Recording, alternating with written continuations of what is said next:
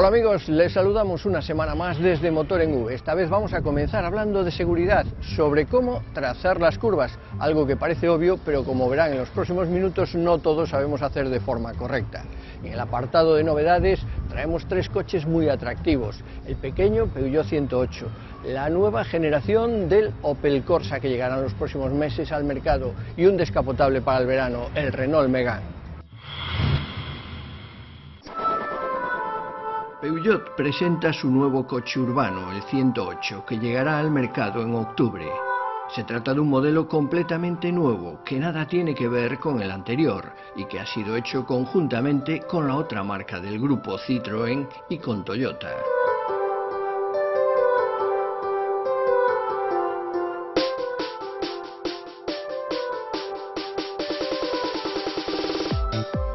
Con 3,47 metros de longitud, se ofrece con tres posibles carrocerías, de 3, 5 puertas y también descapotable, merced a una capota de lona que se desplaza en el techo sobre raíles. Su frontal transmite sensación de robustez, con faros enrasados con la carrocería y luces LED. De perfil, los voladizos, reducidos al mínimo, ponen de manifiesto la compacidad de este modelo. Los pilotos traseros nacen en los flancos del coche y asumen todas las funciones, incluidas la de marcha atrás y la de luz antiniebla. Con su efecto, en 3 dimensiones muestran también las 3 garras propias de la marca. El interior es de nueva factura. El bloque de la instrumentación es solidario con la columna de dirección, regulable en altura, y está cubierto por una visera. Dispone de un velocímetro analógico y de una pantalla digital LCD dispuestos de manera concéntrica. A ambos lados, las extensiones acogen el cuentarevoluciones y el indicador de cambio de marcha. El asiento también es regulable en altura.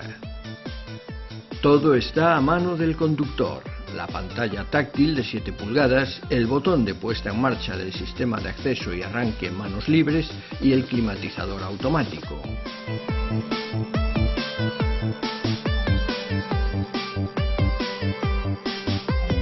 Habrá 2 posibles motores de gasolina para el 108. Uno es el 1.0 litros de 68 caballos con cambio pilotado, y el otro, el 1.2 de 82 caballos con caja de cambios manual de 5 velocidades. La ligereza del coche, con 840 kilos de peso, permite que se mueva bien con estos propulsores. Con estos motores se combinan los acabados Active y Allure y numerosas opciones de personalización a base de elementos de diferentes colores y stickers adhesivos. Peugeot pretende comerse una buena parte de la tarta del mercado de los urbanos con este 108. Su precio de entrada estará por debajo de los 9.500 euros.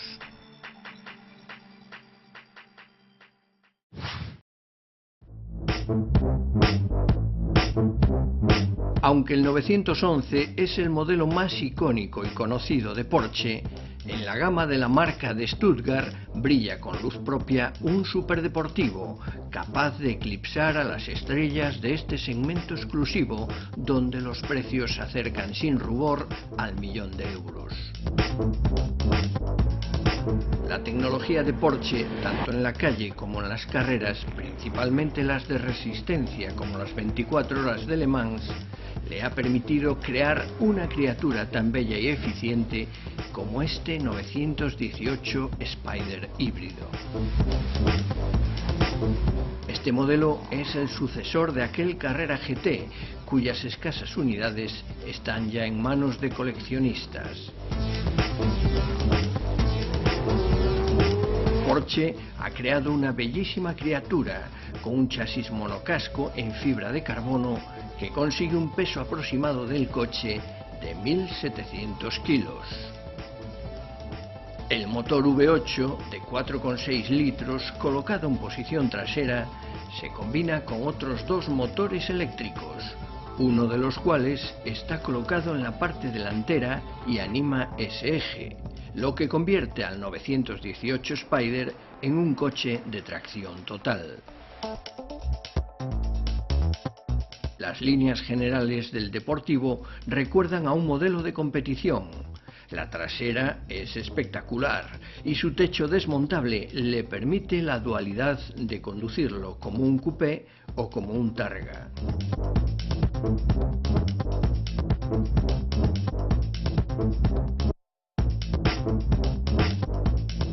El interior se aparta radicalmente de todo lo visto hasta ahora en Porsche y solo una alargada e inclinada consola central recuerda a los modelos mortales de la marca.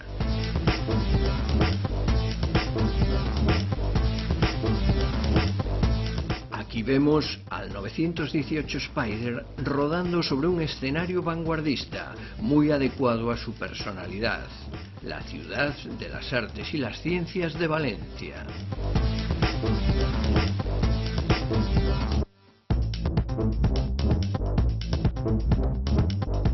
Pero donde mejor puede manifestar su potencial es sobre un circuito, y para ello nada mejor que verlo en acción sobre el trazado del Ricardo Tormo de Valencia.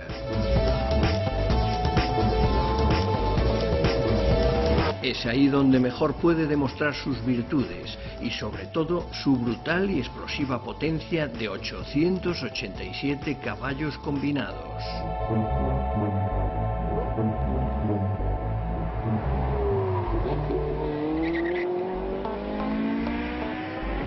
Por un lado, el V8 de 4,6 litros rinde 608 caballos, gracias a regímenes de giro de 9.500 revoluciones por minuto. Pero a mayores, por delante del eje trasero se ha colocado un motor eléctrico y bajo el capó delantero otro más, con 156 y 130 caballos cada uno respectivamente.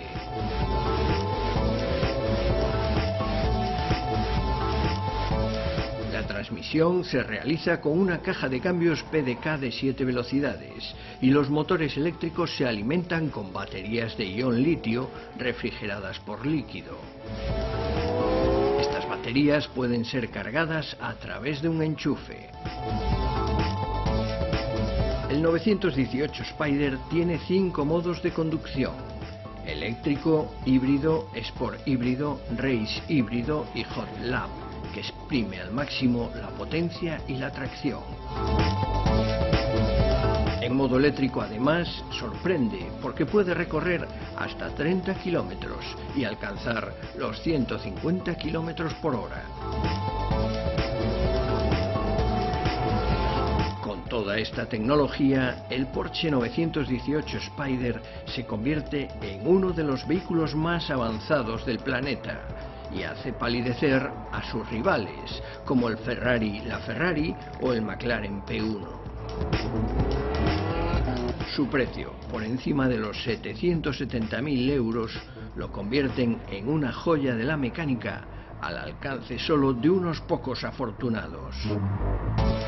Y para presentar en sociedad a esta maravilla de 4 ruedas, Porsche aprovechó el tirón de su piloto estrella, Mark Webber, para darlo a conocer en uno de los eventos deportivos de más tirón, el torneo de tenis de Wimbledon. Y como en Wimbledon brilla con luz propia la embajadora de la marca, la tenista María Sharapova, pues el cóctel ya estaba servido. Mark Webber puso sus manos al volante de la bestia de 800 caballos para llevar a la bella Sharapova hasta la pista de hierba de Wimbledon. Además, en un Londres cada vez más congestionado, Webber no tuvo que pagar la tasa de otros coches, ya que la tecnología híbrida del 918 está exenta del pago. Un paseo de altos vuelos sobre un coche único.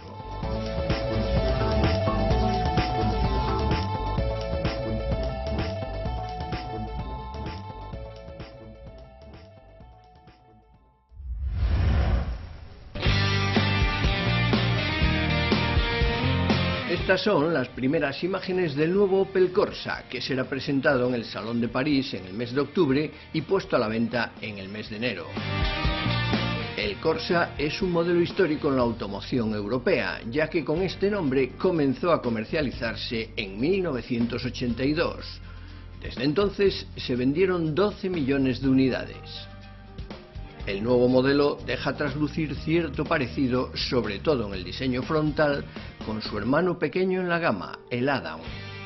El capó es más redondeado, con un perfil que lo circunda, los faros en forma de ala y con luces LED, y además luce una parrilla trapezoidal, que es lo que se lleva ahora. En el interior, los materiales mejoran su calidad, haciendo subir el listón sobre el actual modelo. Además, se le dotará de las últimas tecnologías, como el sistema IntelliLink, con pantalla táctil para todo el sistema de información y entretenimiento. Sin embargo, el nuevo Opel Corsa tendrá otras novedades más importantes que las meramente estéticas, ya que dispondrá de un chasis nuevo que le permite bajar el centro de gravedad y también nuevas suspensiones. Los motores serán renovados. Como no, aparece un 3 cilindros de gasolina de 1 litro con potencias de 90 y 115 caballos. En diésel se recurre a los 1.3 CDTI de 75 y 95 caballos. Estos propulsores bajarán consumos y emisiones.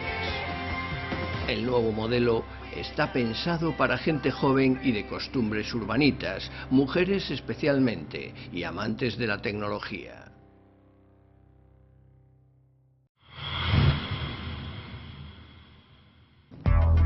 Hay una técnica de conducción que sirve para circular con más seguridad, para que los pasajeros viajen más cómodamente y que de paso permite reducir el consumo de carburante y el de neumáticos. Esta técnica, que sirve para tantas cosas, es cómo describir o trazar una curva. Nos vamos a referir a esta técnica como la trazada de la curva. Para aprender estas técnicas sobre el trazado de curvas hay un escenario ideal, que es un circuito. Un circuito contiene curvas de distinto tipo, de radios cambiantes, con trazados complejos, trazados técnicos, que nos permiten aprender con más facilidad y en menos tiempo y en menos espacio todas estas técnicas que nos serán de gran utilidad una vez que salgamos a la carretera. En carretera no disponemos de la anchura de un circuito, pero lo conveniente es aplicar estas técnicas, extrapolarlas de la misma manera, dentro de lo posible, dentro de la anchura de un carril convencional. Hay dos variables importantes para trazar una curva adecuadamente. Por una parte, cuánto girar. Por otra, cuándo girar. Para la pregunta ¿cuánto girar?, la respuesta es sencilla: nunca más de lo necesario. Es decir, no debemos hacer que la curva sea más cerrada de lo que realmente es. Para la pregunta ¿cuándo girar?, la respuesta es depende. Si la curva es constante, el máximo punto de giro debe estar en el centro de la curva. Por el contrario, si estamos tomando una curva y se hace más cerrada, como ocurre algunas veces en incorporaciones a vías rápidas, el máximo punto de giro debe estar cerca del final de la curva, nunca al principio de ella. Vamos a ver esto con detalle más adelante. Antes hay algo imprescindible para trazar bien una curva: verla bien. Por una carretera que conocemos, circulamos con más comodidad que por una que no conocemos, eso es evidente. Por la misma razón, si antes de entrar en una curva miramos hacia su salida, será mucho más fácil describirla. Además de adquirir el hábito de mirar lejos, que se adquiere mirando lejos, hay un par de trucos que pueden facilitar la tarea. Uno es llevar el asiento en la posición correcta.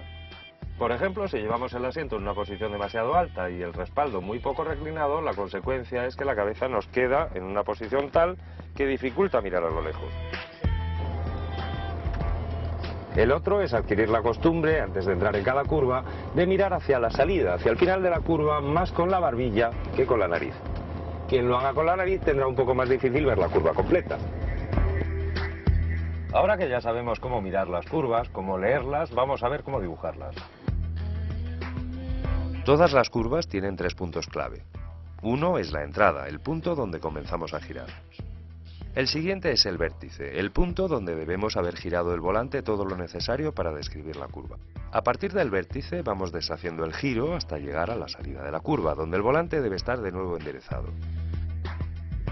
Adelantar excesivamente el punto de entrada en la curva dificulta llegar al punto de salida con el coche en la posición correcta. Eso es un error porque nos podemos encontrar en el punto de salida antes de que efectivamente se haya acabado la curva. Aquí no es que el coche fuera más deprisa, es que el conductor ha tenido que girar más para mantenerse en la pista. Entrar abiertos es imprescindible si la curva se cierra, o si es ciega y no podemos ver su salida. Retrasar el inicio del giro o entrar abiertos quiere decir aguantar por el exterior de la curva sin girar, aunque la curva efectivamente haya comenzado. Aquí el punto adecuado de giro está marcado con el primer cono. Entre este primer cono y el segundo, que marca el vértice de la curva, se debe alcanzar el máximo ángulo de giro del volante. Algunas veces se alcanza mucho antes del vértice y otras justo en ese punto. Finalmente hay que deshacer el giro hasta llegar a la salida de la curva. Esta es la tercera y última fase. Por el contrario, si empezamos a girar demasiado pronto, como ocurre aquí, salimos demasiado abiertos.